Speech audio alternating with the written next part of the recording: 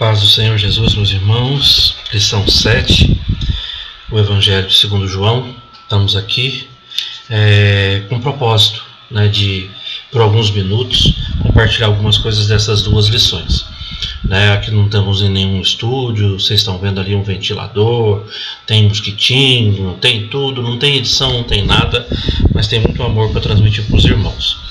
Então, o Evangelho segundo João, a gente começa já aqui na página de número 95, com algumas noções gerais, falando que o Evangelho de segundo João mostra a divindade de Cristo. Então, é o Evangelho mais espiritual dos quatro e trata de um Evangelho que não é sinótico, ou seja, tem poucas ou quase nada parecido com outros três Evangelhos que já tivemos a oportunidade de estudar. Temos também aqui que ele fala sobre as riquezas, ele fala com muito mais profundidade a respeito do nosso Salvador Jesus Cristo. Diz também que foi o último evangelho escrito na cronologia, e sendo esse o último evangelho, já tinha destruído Jerusalém no ano 70. João é um discípulo que viveu, teve a maior longevidade, então ele já escreve quando já tinha começado algumas heresias na igreja. Bom, pode-se dizer que o Evangelho de João é o santo dos santos do tempo da verdade. Ele relata o primeiro ano do ministério de Jesus e relata os grandes discursos sobre o novo nascimento, água viva, pão da vida, bom pastor, luz do mundo, como também a exposição dos propósitos de Cristo na última ceia. Na página 97, nós temos sobre autor e tema. Diz que João era filho de Zebedeu, João era irmão de Tiago. Nós temos vários Joãos, nós temos vários Tiago, nós temos um Tiago, irmão do Senhor Jesus Cristo. Esse Tiago aqui é irmão de João, filho de Zebedeu. João também era pescador, também cresceu na cidade de Betsaida e também é um discípulo ali da Galileia. João e seu irmão Tiago receberam o nome de Boanerges, que significa filhos do trovão. João permaneceu em Jerusalém até aproximadamente 66 depois de Cristo, quando mudou para Éfeso, onde, conforme a história, assumiu as igrejas da Ásia Menor por 25 anos. Então, nós temos praticamente nenhum mais discípulo daqueles que andaram com Jesus vivo na época desse livro inspirado. Então, João escreveu 5 livros no Novo Testamento. Então, nós temos o Evangelho que nós estamos estudando, nós temos as cartas, primeira, segunda e terceira de João, e também temos o livro das Revelações, o livro de Apocalipse. Os historiadores dizem que o Evangelho de João foi escrito em Éfeso, que a gente entendeu que depois do ano 66 ele ficou ali nas igrejas da Ásia Menor, possivelmente ali em Éfeso. E estando em Éfeso, escreveu esta importante, esse importante evangelho. Ele também teve o cuidado de desfazer a ideia errônea da superelevação de João Batista, porque já havia uma idolatria acerca de João, primo de Jesus, o Batista, o precursor de Jesus, e diz que somente o Senhor Jesus Cristo é digno de todo louvor e adoração, porquanto é o Cordeiro de Deus, o único que pode tirar o pecado do mundo. Essas considerações acerca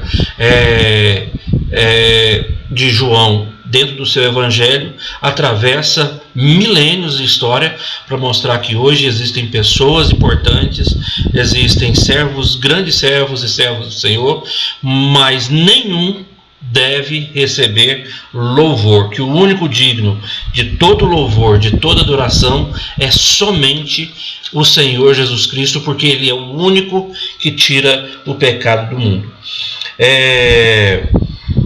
João estava muito bem preparado para esta obra, visto a experiência e tudo, os outros evangelhos já tinham, nós já tínhamos aqui a maioria das epístolas paulinas, então nós já estamos numa fase da história, já está no final desta era apostólica. O propósito e o tema do Evangelho de João. O autor, que escreveu para os crentes e para a igreja em geral, usou palavras simples, vocabulário modesto, todavia fez do seu livro as mais profundas composições. O propósito do Evangelho está revelado no seu capítulo de número 20. Ele diz que é para que creiais e para que, crendo, nós tenhamos vida. O tema do Evangelho segundo João, então na página 98 nós temos o tema do Evangelho. Pega a sua marca-texto, marca aí para nós. O tema do Evangelho de João é: o Verbo divino e eterno se fez carne, a fim de trazer salvação aos homens. Três fatos se repetem. A revelação, a rejeição e a aceitação. Durante o seu Evangelho ele trabalha, tanto na revelação de Cristo, como se deu, como ele foi rejeitado, e depois sobre a sua aceitação. João é o Evangelho da salvação, é para novos e velhos convertidos, e para aqueles que têm sede espiritual, e para aqueles que já bebeu bastante da fonte eterna. É para o homem humilde, simples, como também para a pessoa culta, sábia e inteligente. Já no texto 2 nós temos a natureza do Verbo divino. Enquanto Gênesis 1 fala do ato criativo, João 1 revela o verbo que existiu até mesmo antes da criação. Aqui o vocábulo verbo, a palavra verbo, é a tradução de logos. Então verbo é logos. E o sentido de logos é um ser cuja existência excede o tempo, é de eternidade em eternidade, é atemporal. Com referência a Cristo, a palavra logos tem um sentido muito peculiar, apropriado, porque nele, em Cristo, estão escondidos todos os tesouros da divina sabedoria e os infinitos pensamentos de Deus. Jesus Cristo é de eternidade em eternidade. Sob a unção do Espírito Santo, João aplicou a palavra exata, o vocábulo verbo, o único capaz de expressar aos judeus e aos gregos a natureza divina e verdadeira de Jesus. O verbo estava com Deus. Já seguindo, já na página de número 100, nós temos João 1 ao 3 e 5, indica o verbo em relação à criação. Deste verbo de Cristo emana as forças que sustentam a criação. Aqui depois nós temos a palavra vida. É interessante, a palavra vida ocorre mais de 35 vezes neste evangelho e é um dos subtemas deste quarto evangelho. Então a palavra luz é encontrada no livro pelo menos 21 vezes. Então nós temos a palavra vida 35 vezes, a palavra luz 21 vezes. E há perfeita conexão entre luz e entre vida. Pois em ti está o manancial da vida, na tua luz vemos a luz. Isso está em Salmo, verso 9 do capítulo 36. E diz em João, no verso 5 do capítulo 1, a luz resplandece nas trevas. Indiscutivelmente a luz prevalece sobre as trevas e jamais será ofuscada. Ela ilumina o caminho que leva o pecador a Cristo. Então, irmãos, essa luz, a gente sabe que só pode ser Jesus. Ela é a única que pode levar o pecador para a sua presença. E nós temos esta luz, onde nós chegamos, tem que as trevas ser dissipadas. Na página 100 já entramos no texto de número 3, a manifestação do verbo. E já diz no verso 14 do capítulo 1, que no princípio, ou seja, desde antes de todas as coisas, Cristo já estava com Deus. Tornou-se homem, o verbo eterno é agora identificado na sua manifestação humana. Nos versos 15 a 34 encerra o testemunho de João Batista. Então é uma outra consideração na leitura, quando nós trabalhamos aqui com os textos bíblicos, entender que João, né, o discípulo amado, ele traz uma riqueza sobre esse material aqui, mas ele fala do outro João, o Batista, né, e aqui nós estamos vendo esta mudança entre os João. Bom, os testemunhos de João, o que disse ele ao testemunhar sobre Cristo? Ele diz que ele é a luz dos homens, que veio depois de João e era antes dele, que ele mesmo, João Batista, não era o Cristo, ele foi interrogado. A gente pode pegar a palavra de Deus aqui e ver aqui a partir do verso 19, João falando de João. Este foi o testemunho de João. Esse João o Batista, aqui no verso 19 do capítulo 1. Quando os judeus lhe enviaram de Jerusalém sacerdotes e levita para lhe perguntarem para João Batista: quem és tu? Ele confessou e não negou, confessou: eu não sou o Cristo. Então lhes perguntaram: quem és? Pois, és tu Elias? Ele disse: não, eu não sou. És tu profeta? Respondeu: também não. Então declara quem tu és. Eu sou a voz que clama no deserto: endireitai o vosso caminho, como disse o profeta Isaías. Então, olha que maravilha, e aqui na página 101 nós temos tudo o que ele diz. João Batista era apenas uma voz, Jesus é infinitamente mais digno do que ele, no verso de número 27. Jesus é o Cordeiro de Deus, no verso 29. O Espírito desceu sobre Jesus, no verso 33, e Jesus é o Filho de Deus. Já que no 1,17, vamos fazer a leitura, a lei foi dada por intermédio de Moisés. A graça e a verdade vieram por meio de Jesus Cristo. Olha que verdade, hoje parece muito simples a gente entender e repetir isso, né? Mas naquele tempo, o mais profundo que nós tínhamos está... esse escrito está nesse evangelho, né? A graça e a verdade vieram por meio de Jesus Cristo. E por ele, né, irmãos, todas as coisas aconteceram. Na página 102, nós temos o ministério público do Verbo Divino. Nós temos o ministério público de Jesus. E nos versos 35 a 51, menciona a primeira visita de Jesus à Judéia e os primeiros discípulos. Vamos lá para o verso 35, né, onde nós temos dois discípulos de João Batista seguem a Jesus. E diz o seguinte no texto: no dia seguinte estava João outra vez na companhia de dois dos seus discípulos. E vendo Jesus passar, disse: eis o Cordeiro de Deus. Os dois discípulos que estavam com João Batista, ouvindo dizer isto, começaram a seguir Jesus. Muitas das vezes esse texto passa como que desapercebido, que Simão Pedro, né, e André eram discípulos de João Batista. E aí depois, ele, seguindo aqui nos versos 38, Jesus, voltando-se e vendo que seguiam, disse-lhe: que buscais?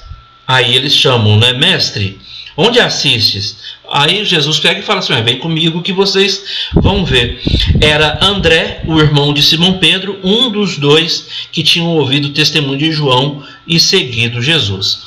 Então nós temos, além de precursor, alguns discípulos de João Batista, a exemplo de André e seu irmão Simão Pedro, eram discípulos de João Batista e passaram a ser discípulos de Jesus.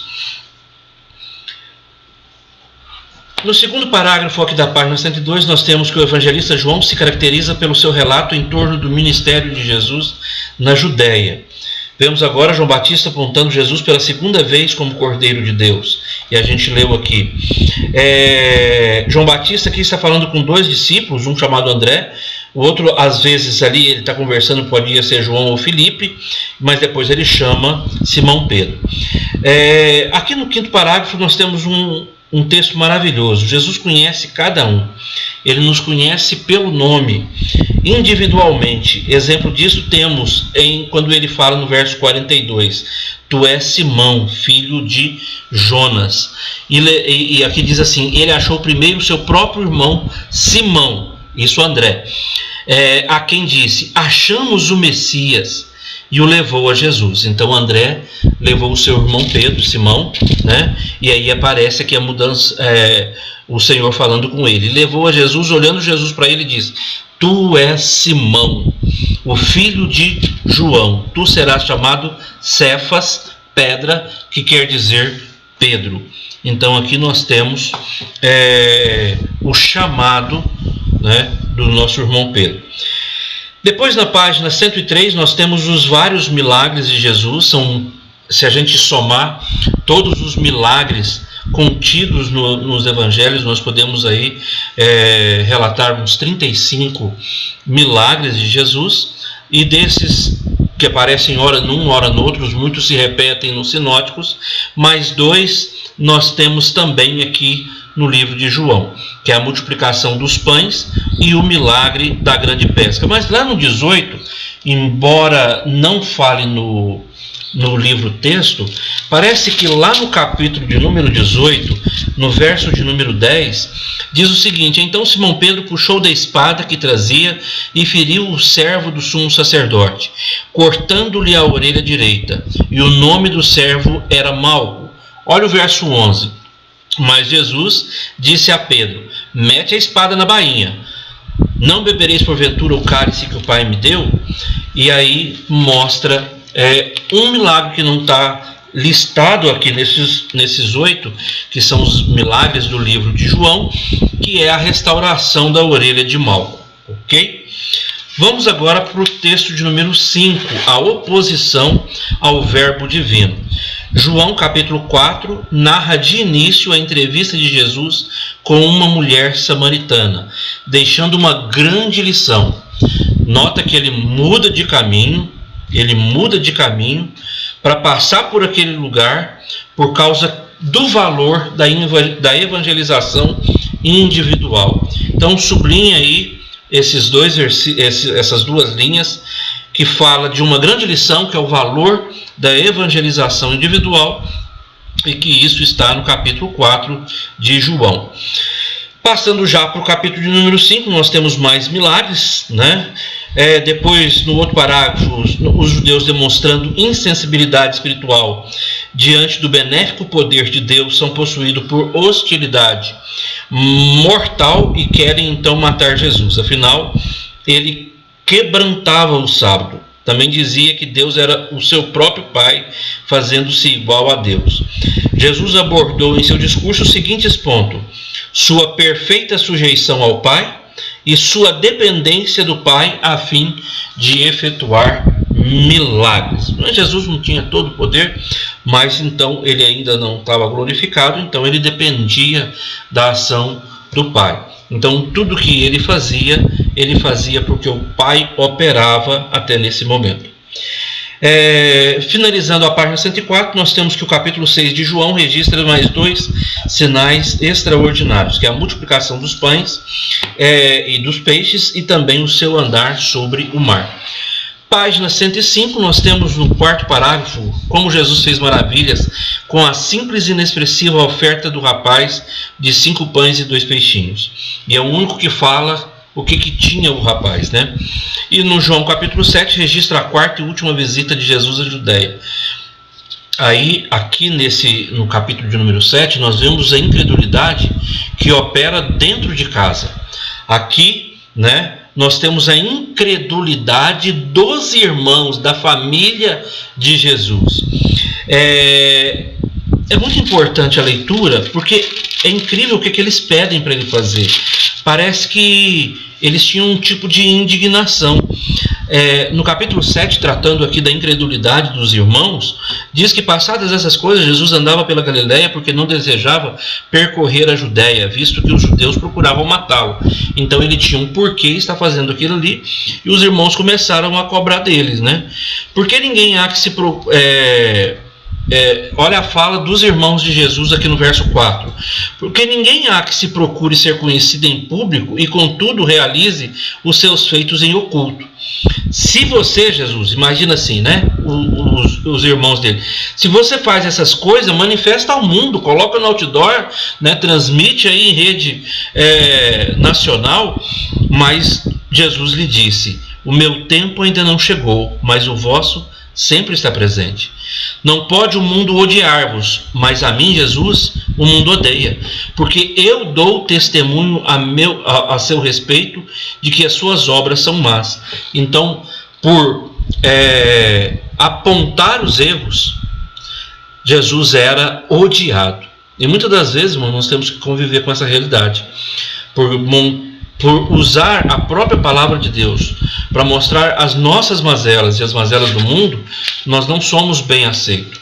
Mas isso já está na palavra e dá a se entender. Não pode, aqui no verso 7:7, não pode o mundo odiar-vos, mas a mim odeia, porque eu dou testemunho a seu respeito de que as suas obras são más. Subi vós outros à festa. Eles perguntam por que Jesus não estava indo, né, para a Judéia, e ele fala assim, vão vocês. Mas Jesus acaba que vai em oculto, né, e na oportunidade começa a pregar ali na Judéia. Os judeus pretendem de qualquer modo confundir a Jesus, né, e trazem-lhe uma mulher adúltera para que ele se manifeste acerca da punição a ser aplicada. Ali não tinha como, né? Era brasa e era fogo ali. Se Jesus recomendasse clemência, era um judeu indo contra a lei de Moisés. Se ele falasse para apedrejar, ele estaria criando uma sentença, e sentença capital, quem poderia dar é Roma. Ou ele teria um problema com os judeus, ou ele ia ter um problema com os romanos. E aí a gente sabe que ele, com toda a sabedoria de Deus, ele pega e sai dessa, e eles não têm o que fazer neste momento nada contra Jesus. Ainda com mais milagre, nós temos a cura de um cego no capítulo 9, e finalizando a página 105, nós temos que os fariseus indagaram a respeito do milagre e reprovaram Jesus, que mais uma vez curaram em um sábado. Injuriaram-no, perseguiram-no, né? Na página 106, já finalizando este primeiro tempo, nós temos a ressurreição de Lázaro, é o 7º sinal, ou milagre de João. Muitos dos que presenciaram os milagres de Jesus creram nele, outros, porém, foram ter com os fariseus reconhecendo, olha, esse homem realmente fez muitos sinais. Então, o sinédrio, incomodado, né, vendo ali as suas mazelas sendo lançadas ao ventilador, eles sendo confrontados, eles agora tentam um estratagema para matar Jesus. Caifás, o sumo sacerdote, decide que Jesus deveria morrer pela nação, pois àquela altura temiam pelos romanos. Caifás desconhecia o significado das suas palavras. A decisão de Caifás representava nada mais do que o cumprimento de uma profecia. E diz o João 11, no verso de número 51, João capítulo 11, no verso de número 51, quando fala de Caifás, ora, ele não disse isto de si mesmo, mas sendo sumo sacerdote naquele ano, profetizou que Jesus estava para morrer pela nação, e não somente pela nação, mas também para reunir em um só corpo os filhos de Deus que andam dispersos. E um dia, há mais de 2000 anos depois, eu fui encontrado como um destes dispersos, e essa graça deste sacrifício perfeito encontrou a minha vida e encontrou a sua vida. Então vemos aqui mais uma lição abençoada, né? Deus abençoe os irmãos e até a próxima lição.